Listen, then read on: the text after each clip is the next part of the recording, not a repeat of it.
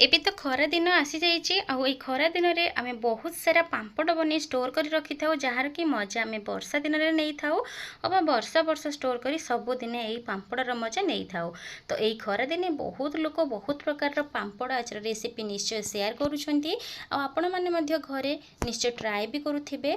तो आज मुझे चूड़ारे प्रस्तुत होता चूड़ा पांपड़ बा चूड़ा बड़ी रेसिपी गोटे शेयर करी जो रेसिपी को बहुत ही कम समय बहुत ही कम सामग्री आ बहुत ही माने सबुठू कम दिन में आपड़ यही पांपड़ को बनई पारे। तो यही वीडियो आपण मानक प्रथम रु शेष जाए देखापी निश्चय पड़ो जमा भी स्किप करेंगे ना गोटे भी स्टेप।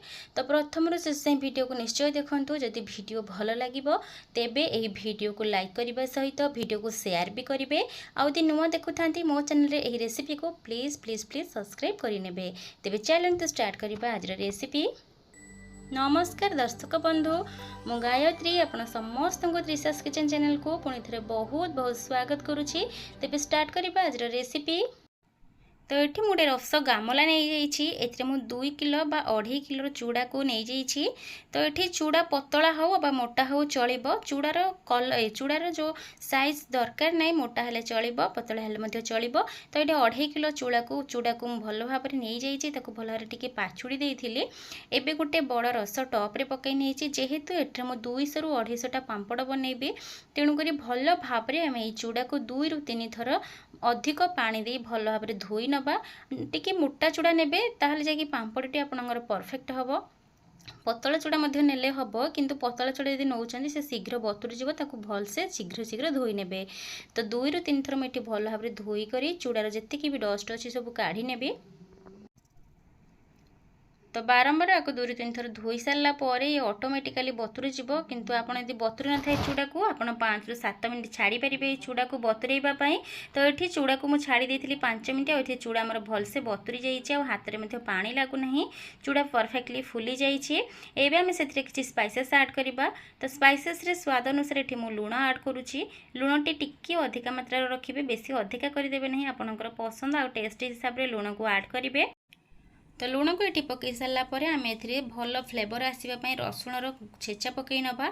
ये पखापाखि 4 बुदा रसुण को भल भाव में दरदरा छेची नहीं तार चोपा आप काढ़े ना चोपा रखिक जो रसुण पकेबे छाणिक खाइला बेले बहुत ही टेस्टी लगे।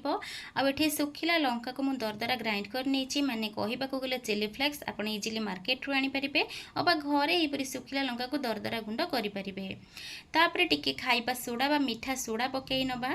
एसबू पकई सारापर शेष में पकई नवा राशि गोटे मुठा राशि पकेबा द्वारा पांपड़ बहुत ही सुआदिया लगी थाए और देखापी बहुत ही सुंदर देखा जाए।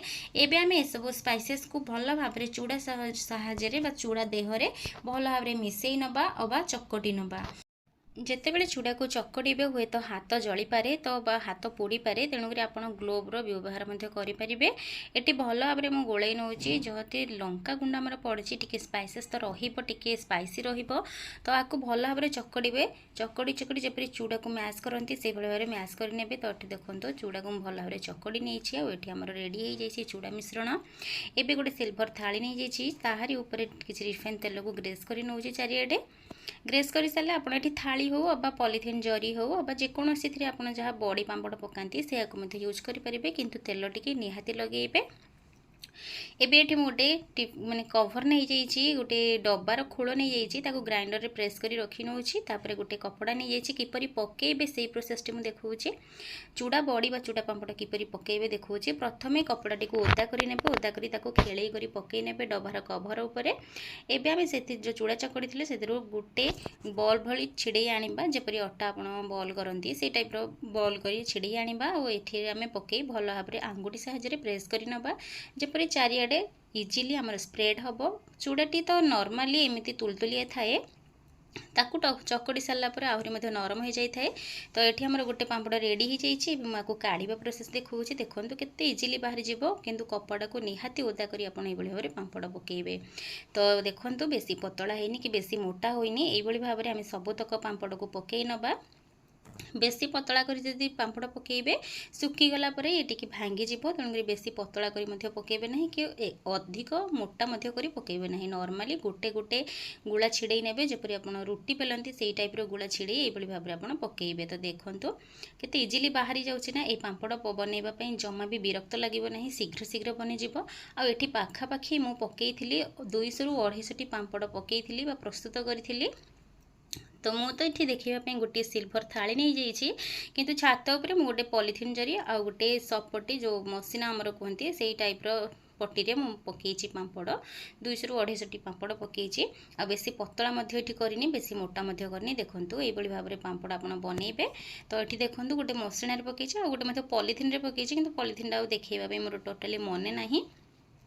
तो देखो सुखीगला गोटे दिन में सुखी जाइए तार संध्या समय देखा सुखीगला मुझे काढ़ी ताकू छाणी नौ गोटे गोटे पांपड़ को पकई आम फ्राए कर नवा आ पांपड़ भल भाव में सुखी ही आपंकर पांपड़ फुल आ कुरकुरा देखो साइज के बड़ हो गला ना पांपड़ी सुखा आउ छाणा सुखीगला छोट हो जाए छाणा बड़ हो जाए।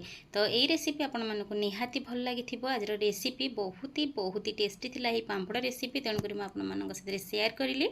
आशा करुच्छे आज ये रेसिपी आप निहाती निश्चय ट्राई करेंगे घरे आदि टी भी भल लगी था ये रेसिपी को प्लीज रेसिपी को लाइक कर दिंतु वीडियो बनवाई बहुत ही परिश्रम करने पड़ुछि। तो वीडियो को लाइक करने सहित शेयर भी करूँ आदि नुआ देखु था मो चैनल रे यही रेसिपी वीडियो को प्लीज मो चैनल को सब्सक्राइब न करी जातु नहीं सब्सक्राइब करी बेल आइकन को प्रेस कर नियंतु जहाँद्वारा मुझे भल भल रेसिपी जहाँ भी आपको अपलोड करी आपण पाखे इजिली शीघ्र से पहुँची जिवो।